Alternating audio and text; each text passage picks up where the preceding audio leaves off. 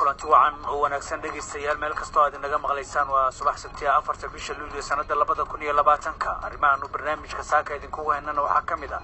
ra'iisul wasaaraha Itoobiya oo sheegay in la soo afjaray rabshadihii qalalaasaha watay dalkaasi ka dhacay maalmihii la soo dhaafay gacantana lagu soo dhigay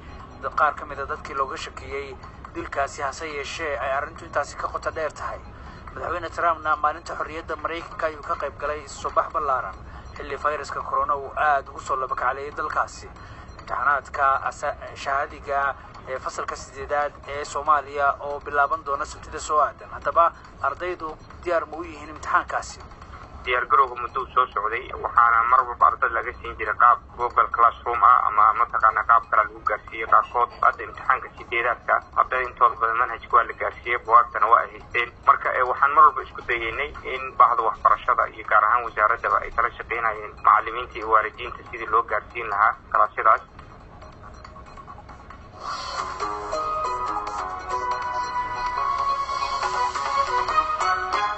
qodobadaasi oo kuwa kale aad ku maqli doontaan barnaamijkan uu soo saaray Xasan Cali Geelaan uga Cabdi Ibraahim Cagaarna in la socodsiinay balse marka hore barnaamijka waxaan ku bilaabaynaa wararka caalamka ee Cabdiraxmaan Xaaji Cabdu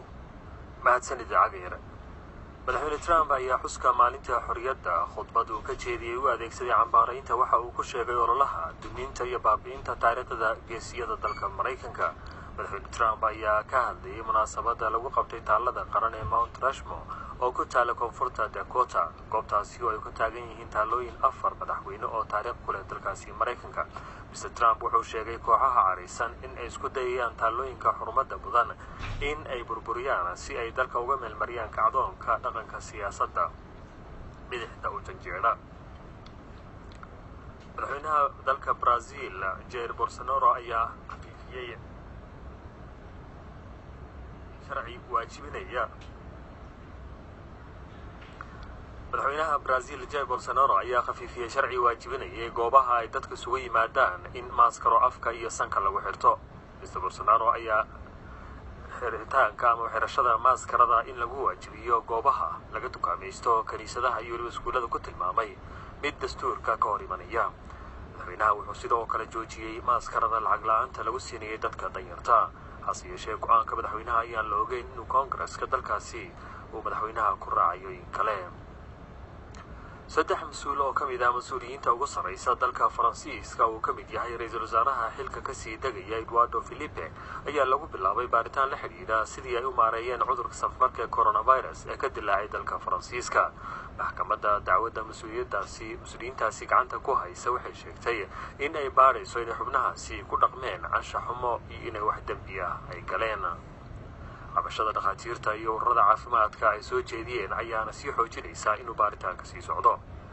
maxkamad ku taala dalka Faransiiska ayaa xabsi 30 sano ku xukuntay nin jihaadoon ahaa oo Faransiiska u dhashay dambi uu ka geystay dalka Suuriya xubinkani maxkamadda ay xukunka ku riday oo lagu magacaabo Taylor Villas oo diinta Islaamka qaatay ay horey uga tirsanaa koox mintidiina oo ka dagaalanta dalkaasi Suuriya ugu dambeyn taliyaha ciidamada dalka Colombia ayaa sheegay inuu shaqada ka eriyay 30 askari oo lagu soo eedeeyay inay xadgudub jinsi ay u geysteen gabdho yaryar oo dalkaasi ku nool General Eduardo Zapatero wuxuu sheegay in uu wada kasta oo sharci u marayo sidii loo joojin lahaa xadgudub kasta oo jinsiga la xiriira cageer aad u mahadsan tahay Cabdiraxmaan Xaaji Cabdu ayuu kaasi ah nala socodsiinay wararka caalamka halkaad kala socotaan waa BBC ee dhageystayaal diyaar garooba qaybaha kale ee barnaamijka واتهاي إنه كبلون رئيس الوزراء ودن كإثيوبيا أبي أحمد أيا شيء إن لصواف جري رفضيه دلكاس كدعي مالمي لصودا في كوحيه كدم بين أي عن برا كوخبان دونان رئيس الوزراء وشجرات كوخبت المجال سببا أيا أنت سوى وكدري إن لهيو دتك دلك لوجشكيه هسي شيء أرنت أنت سيكا قتدير تهاي waxa uu ka digay in jiraan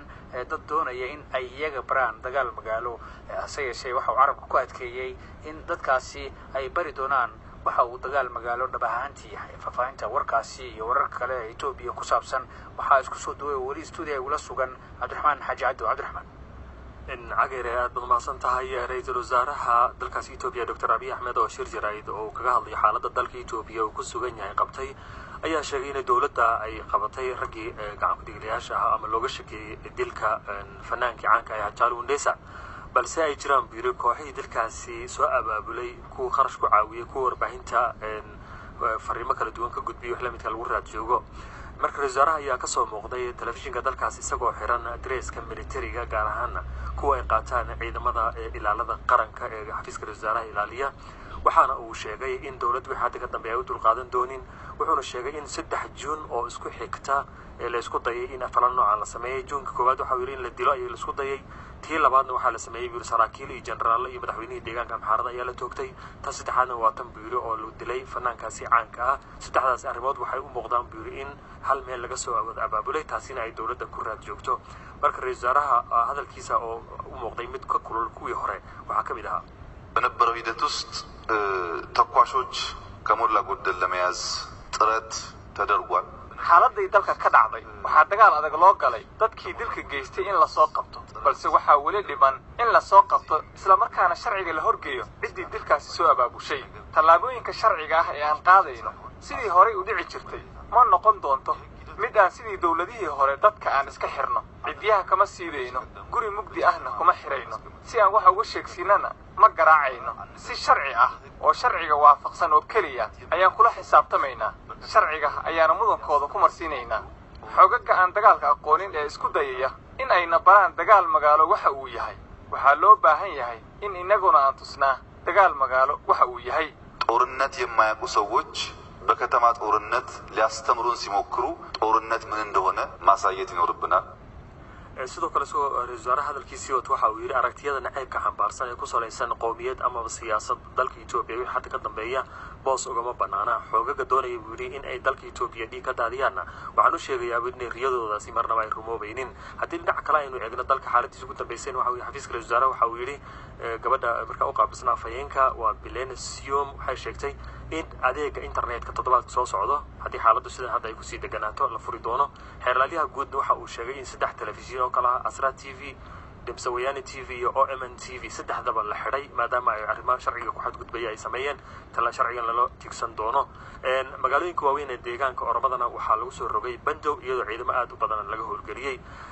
si ugu dambeeyna siyaasiga caanka Jawhar Maxamed oo xabsiga ku jira ayaa isna markaasi in dibadda cunto loo keeno dawladda ay diiday isna wuxuu diiday in ay dawladdu cuntada ay u keento markaasi uu cuno halkaasi markaa cunno joojin uu sameeyay waa aad u mahadsantahay Cabdiraxmaan Xaaji Cabdi ayuu kaasi ahaa faafaynta warkaasi la socodsiinayay halkaad kala socotaana waa BBC bal markana wararka caalamka aynu eegnay madaxweynaha waddanka Mareykanka Donald Trump ayaa maalinta xorriyadda Mareykanka wuxuu kala qayb galay isu soo bax ballaaran oo dadku manaan kun oo qof ay isugu yimaadeen xilli fayraska corona uu aad ugu soo labakaaliyay dalkaasi waliba jimcihay aynu soo dhaafnay shalay ahayd ayaa la sheegayaa in ka badan 50,000 oo qof in cudurkaasi laga helay dhanka kale madaxweynaha ayaa xuska maalinta xorriyadda khudbadu ka jeedinayay waxa uu ku ambaareeyay waxa uu ku tilmaamay ololaha duminta iyo baabiinta taariikhda geesiyada dalka Mareykanka faafaynta warkana waxaanu hayaa Xasan Ali Kiilo studio Ruuso Bir Xasan عبد الفتاح soo baxan xuska maalinta xorriyadda ee madaxweyne Trump ayaa dhaliyay muran iyo walaac dhanka caafimaadka waxa jiray cabsi laga qabo in dadka tirada badan ee halkaas isugu soo baxayo ay sababi karto ama ka dhalan karto in cudurka COVID-19 uu sababo viruska corona oo dad badan ku faafo Trump horay waxa loogu dhaliilay inuusan ogolayn jiritaanka cudurkan isla markaana uusan tusaale wanaagsan u noqon dadka taageerayaashiisa waxa uu dhowr jeer ku gacan saaray afsaabida iyo in dadku ay kala fogaadaan oo aysan isu soo dhawaan si loo kala qaadin cudurkan balse waxa soo baxay maanta ama soo baxan maanta dadka ka qayb galaya loo diyaariyay in maryaha afka lagu xirto balse dadka laguma khasbayo inay xitaan sidoo kale laguma khasbayo inay kala fogaadaan arinta ayaan ah tan dhalisay walaaca aad ku badan ee ah in cudurkan uu si baan ugu dhaxfaafi doono bulshada dalkaasi Mareykanka cudurkan corona ayaa in dhawaale la dareemayay inuu ku soo laba kacleynayay iyadoo jimcihii shalay ahayna dalkaasi Mareykanka laga diiwaan geliyay dadkii ugu tirada badnaa ee hal maalin oo cudurkaasi soo ritay waa taageer markuu hadlayay Trump maxaa ugu muhiimsan hadalkiisa khudbada halka ka jeediyay khudbada uu halkaasi ka jeediyay markii la eego waxa uu aad u cambaareeyay waxa uu ku tilmaamay dad doonaya in ay baabi'iyaan taariikhda dalkaasi Mareykanka gaar ahaan dadka uu yiri geesiyada ah ee dalkaasi soo maray waxa uu goobta shirka ku qabanayay ama fagaaraha dadku soo baxay ku sameeyeen ahayd goob ay ku yaaleen 4 taalo oo waaweyn oo dhowr madaxweyne oo hore dalkaasi Mareykanka ay ku soo mareen dadka ka soo horjeeday goobta in lagu qabtana waxa kamid ah dalka asalkoodii wadankaasi Mareykanka loogu yimid oo iyaga sheegaya xorriyadda madaxweyne Trump uu xusay inay tahay mid dalkoodii lagu dhacay oo dhul aan soo dhigtay sida awgeedna waxa ay ka soo horjeedeen arrintaas oo mudaharada iyo qaarkood ba dhigayeen hase yeeshee Trump waxa uu sheegay inay jiraan dad dhigayay dibadbaxyo oo doonaya waxa uu yiri olole naxariis darro ah oo lagu tirtirayo taariikhda Mareykanka isla markaana lagu sumcadilayo geesiyada dalkaasi Mareykanka soo maray talaabooyinkaas waxa uu sheegay in ay ka guureysan doonaan isla markaana dadka xaq jirka ah laga adkaan doono sida uu sheegay aad u mahadsantahay Xasan Cali Geelay oo kaasi ahaa oo faafaynta warkaasi nala socodsiinayay waa tahay saacaduna haatan waxay tilmaamaysaa 7:11 daqiiqo iyo 30 libriqsi waqtiga bariga Afrika balse markan aynu eegno warar kale ciyaaraha ay noo soo socday kuwa kale wasaaradda waxbarashada ee Soomaaliya ayaa shaacisay in 11 bishan ay qaadi doonto imtixaanka shahaadiga ee fasalka 8aad ee dugsiyada hoose dhexe ee dalka 18 isla bishan ayay ardayda fasalka 12aad ee dugsiyada sare u fariisan doonaan imtixaanaadkooda shahaadiga arrintan ayaa imanaysa hadaba kadib markii la khafiifiyay xayiraadihii ku yimid fayraska corona iskuulada ayaa xirnaa tan iyo bartamihii bishii Maarso ee sanadkan markaas oo albaabada la isugu dhuftay si looga hortago faafitaanka cudurka COVID-19 waxay qaar ka mid ah ardayda casharada ku qaadan jireen dhinaca online-ka hadaba faafahinta warkan waxaan weydiiyay Cabdiraxmaan Maxamuud Cabdille Jaabir wasiir dawlaha wasaaradda waxbarashada hidaha iyo tacliinta sare ee Soomaaliya khadka telefoonka ayuu ugu waramay rumaantii go'aankan wuxuu ahaa dabcan go'aan ka yimid golaha wasiirada sida la socotay duulimaadida dalka waxaa la joojiyay bishii March aakhirkeedii taas oo ay ka dhalatay xanuunkan COVID-19 oo runtii saameyn xoog leh ku yeeshay annagana dee ka wasaarad ahaan iyo baha waxbarasho ahaanba waxaan markiiba ku qasbanayn inaan raacno awaamirta ka timid dowladda gaar ahaan wasaaradda caafimaadka kaas oo markaas uu ahaa in runtii la joojiyo isu tagga iyo in la ilaaliyo dhexgalka si loo yareeyo xanuunkaas faafitaankiisa ama looga hortago marka dabcan muddo ayaa kasoo wareegatay wasaaradda caafimaadka iyo wasaaradda booliska ay waxay ka warbixiyeen xanuunka meeshuu maraya iyo baahida loo qabo in dalka la isu furo annaga saad la socoto waxbarashada dalka waxaa muhiim u ah in ardayda qiimeyn lagu sameeyo maadaama sana dugsiyeedka lagu bilaabanayo imtixaankii fasalka 8aad iyo imtixaankii fasalka 12aad marka anagoo ka faa'iidaysanaysa fursadaas furitaanka ahaa iyo baahi loo qabo in waxbarashada dib loo bilaabo ayaa shalay waxaan isugu nimid shir uu hogaaminaya wasiirka wasaaradda waxbarashada wasiirada dowlad goboleedyada dhammaan bahda waxbarashada waxaana la isla qaatay in imtixaankii la qaado ee laga maarmaan u tahay qiimeyntaas si ardaydii intaa wax soo baranayay ay qiimeyntooda u helaan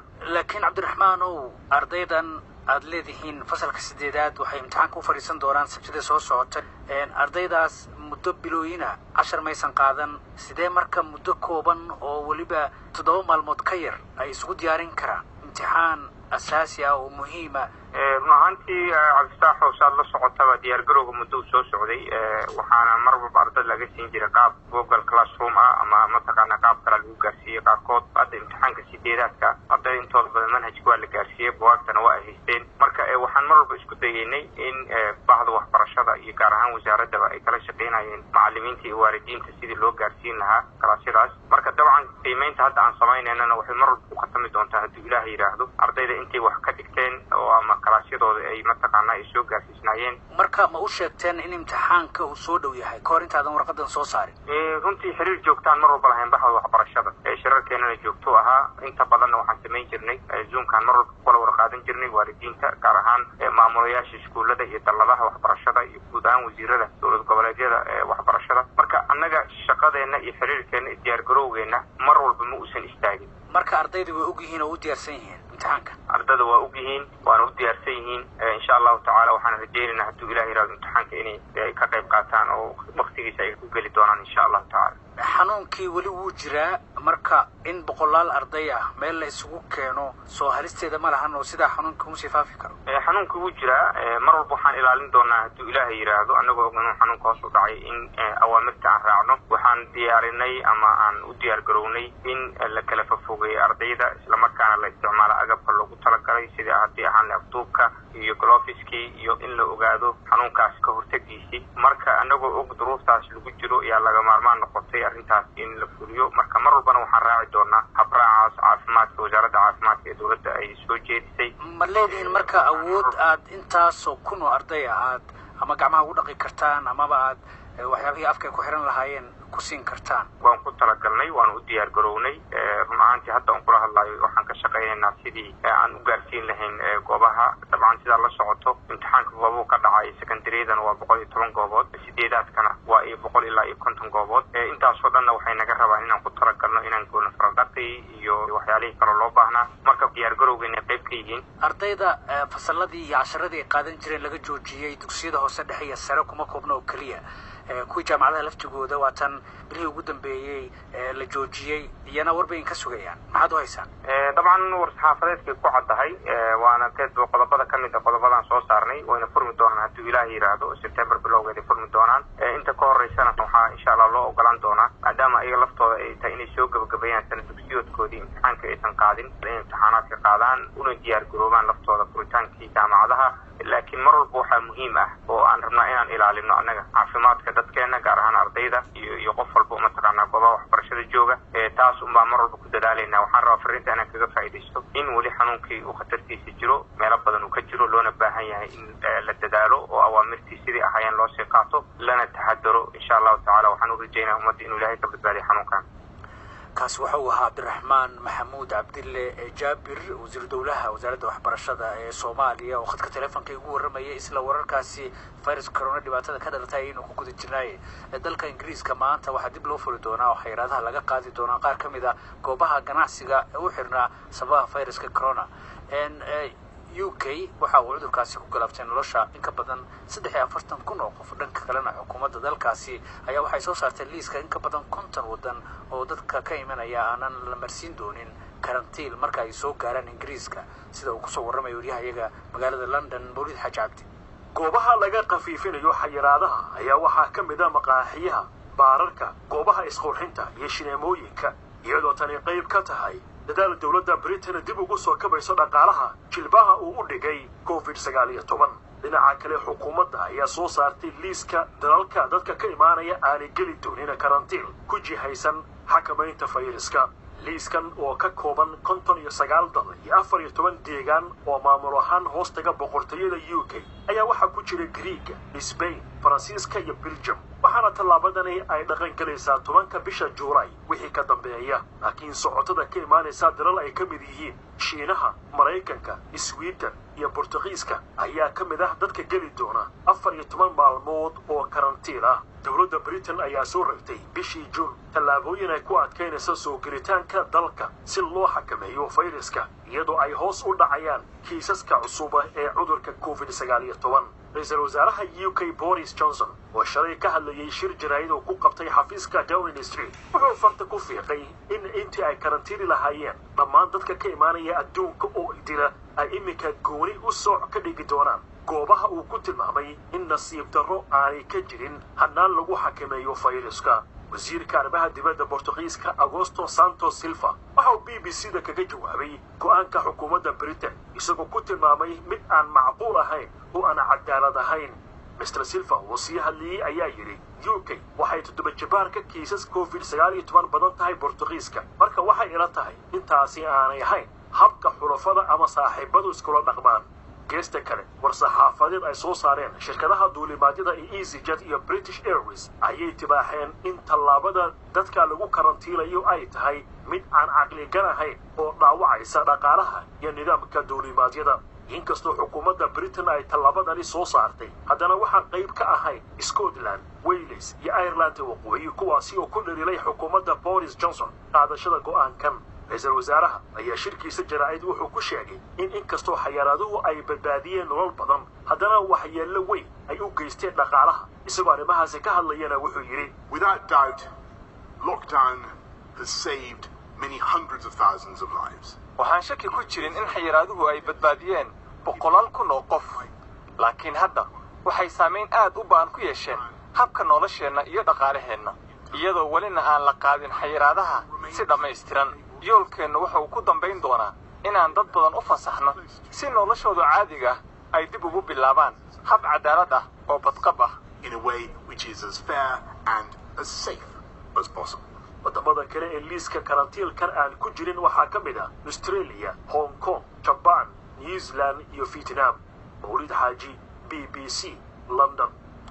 markana waxaa dhawaan la xusay sanad guradii 60aad ee kasoo wareegatay markii goboladii koonfurta iyo waqooyiga ay qaateen xurnimada gumaystihii Talyaaniga iyo Ingiriiska ay ka qaateen isla markaana ay 60 sanadood laga joogo markii ay dib u midoobeen. haddaba Cabdinaasir Saxan Suxa ayaa waxa uu eegayaa 60 sanadood waxyaabihii dhacay 6 qodob ee ugu waaweynaa warbixintan ayuuna ka diyaariyay. waxa aad looga sheekeeyaa halgankii laga soo maray xornimada balse weli ma ka fikirtay kii loo galay in dibadda loo aaso lana xajisto xornimadii la helay iyo ka shaqaysiinta nidaamka dawladnimo. halganka xornimadoonka kaliya ma ahan in gumaystayaashii dalka ay ka tageen wuxuu ahaa in la yagleelo dawladnimo mug leh oo wax ka bedesha nolosha shacabweynaha Soomaalida. 60kii sano ee Soomaaliya xornimada haysatay waxa hayaanka geediga hadba caynaanka u dhuujinayay ama u dabcinayay dacdooyin waaweyn oo aan ka xusi karno 6 saameyntooda kaliya aanan taariikhda ku xardhanayn sidoo kale yeeshay raadad aanan tirmi doonin nolosha jiilal badan. 9 sano oo kaliya kadib xornimadii markii ay Soomaaliya ku naaloonaysay xasilooni siyaasadeed oo ku dhisan nidaam dimuqraadi ah oo sanduuqa lagu kala baxo ayaa waxa dhacay wax lama filaan ah kaas oo ah dilkii magaalada Laascaanood lagu geystay madaxweynihii Soomaaliya Cabdirashiid Cashar Maarke. hal tacsiirad oo ka dhacday gobolka Sool ayaa galgashay guud ahaan geeyiga Soomaalida waxayna afgambi u riday xukunkii rayidka ahaa ee dalka ka jiray. Axmed Laangare waxa uu ahaa ku-xigeenka duqa magaalada Laascaanood xilliga madaxweynaha la dilayay sanadii 1969 wuxuuna arkayay sidii ay wax u dhaceen. ninka dilaya halkii qadada loogu sameeyay Rasausti oo wasiitay askartuna ka mid ah askarta burco laga keenay buu ka mid ah waxa laga horeeyay gaari ciidana ma laga soo horeeyay oo biliisa niman baarlamaanna iyo waxaasina waa ku xigeen allana ka saxaadano markuu halkii laga gelay guriga uu taagnaa ilka ninkii u xigay markii inaan Ali Garaad la yiraahdo oo biliska saada qaday uga furay uu ku furay Ali Garaad baa ku dhigay oo biliska markaasuu wuxuu way kaga qaraxday halkaas madaxweyne ku dhintay. Axmed waxa uu sheegay in ay horeyba u sii jirtay hadal haynta in madaxweynaha lagu dili karo magaalada Laascaanood wuxuuna yiri waxaan ka waraya maalintii madaxweyne Cabdirashiid lagu dilay Laascaanood waxay ahayd inuu Cabdirashiid yimi Laascaanood ku soo degay dadkii soo dhaweynayay salaamay salaantii baanu kala qaadanay oo soo kaxaynay oo soo horgalay degmada Laascaanood dawladda hoose baanu ku soo dejinay kaankaas waa ka hadlay odayaashii waa ka hadleen waxa la su'aalay Cabdirashiid ma lagu yiri Laascaanood baa lagu dilayaa ilaa baa wax dilay laakiin saas la yiri ilaa baa wax dilay haday tahay noqoto ninka ay bedelayo marka uu duceeyay ma aysan u hadlay daruurtu marka waa dul joogtaa ilaa oo soo furo kaliya madaxweynaha lama dilin sidoo kale waxa ay u egtahay in xitaa la tirtiray raadadkii dambigii weynaa ee dhacay sida uu ku doodayo Dr. Saadiq Enow oo qoraalo taariikheed ka sameeyay dilkii madaxweynaha. waxa loo xilsaaray 3 nin oo nin oo ahaa xeer ilaaliyihii qaranka xilligaas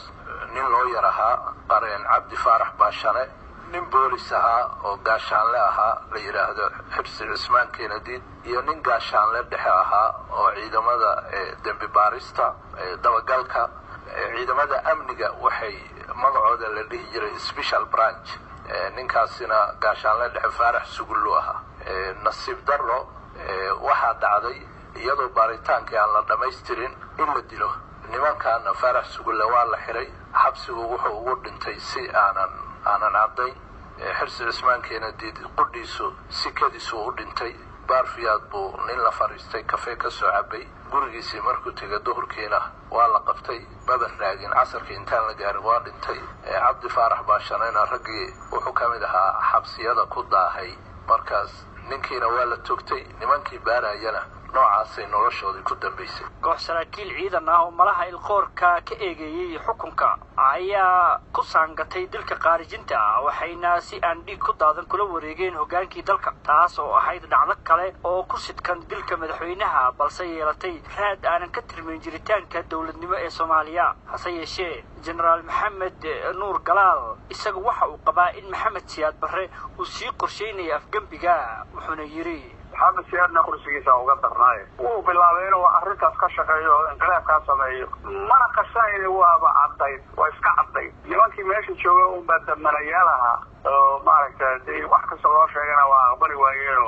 anigu maalmo ka horeysa ayuu antaan isqabanay baydhabo ii bedeli laakiin anoo baydhabo inta ka imid magaalada xamar jooga ayuu inqilaabka habeenkaas dhacay waxaa u dhacay dee ciidamada la qaybqaybiyey raadigii qabsaday wuxuu qabsaday xaruntii dawladda wuxuu qabsaday bankigii dhexe meelaha halbowlaha oo dhan waa la qabsaday habeen markii taangiyaa la wada geeyey saddexdan habeennimo iyo waxaasoo dhan la dhameeyey subaxdii waxa walbaa soo baxay ciidamada oo ahaa dhardhaarada uu dalku taagan yahay kuwaas oo difaaca dhul badda iyo hawadaba ayaysan cidina u qaadan in dalka ay waddo qaldan u hogaamin doonaan sidaas daraaddeedna waxa ay heleen taageero aad u xoog badan iyada oo 10kii sano ee ugu horreeyay xukunka ciidanka uu ahaa mid hagaagsan intiisa badan horumar culusna gaaray malaha guushii ugu weyneed ee dhidibada u aastay dowladnimada Soomaaliyeed ayaa ahayd markii dowladii kacaanka ay ku dhaqaaqday tallaabo horay loo holin waayay oo ahayd in la qoro farta laguna baahiyo dalka sanadii 1974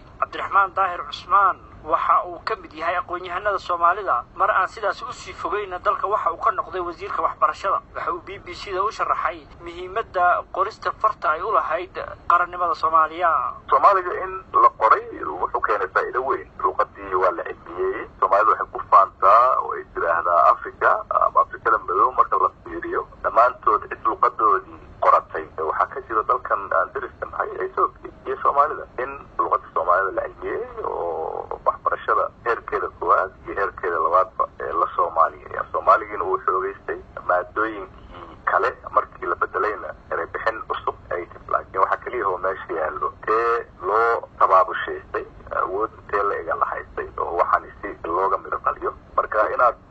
soo saarto kumanaan dhalinyaro ah oo shahaadooyin haysta oo laakiin tayadooda ay ka hooseyso kii caalamiga ahaa oo dalkiina shaqo uusan lahayn meel kale haddii aadaan aanay la qabsan karayna sababtoo ah waxbarashadooda ayaa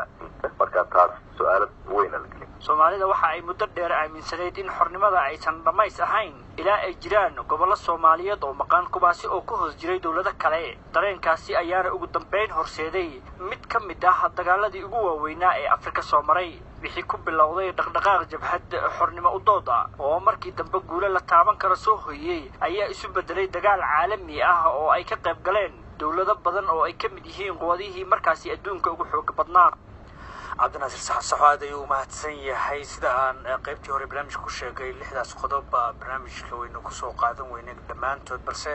barnaamijyada dambe ayaad ku maqli doontaan ciyaarihi haddii aan markan eego horyaalka Ingiriiska maanta waa la ciyaari doonaa Norwich City waxay ka hortagaysaa Brighton and Hove Albion Leicester City oo ay ka jabnayd maalmahan waxay ka la ciyaari doontaa kooxda Crystal Palace Man United oo la qaban lahayd Bournemouth ay la ciyaari doontaa Wolverhampton Wanderers iyo Arsenal way balansan yihiin Chelsea iyo Watford way ciyaari doonaan intaas ayaan ku soo gabagabeynayaa barnaamijkii subaxnimo haddii bayd ma waxaanu balana labada duhurnimo inta ka horeysa waxaanu idinkaga tegaynaa sidaas iyo nabadgelyo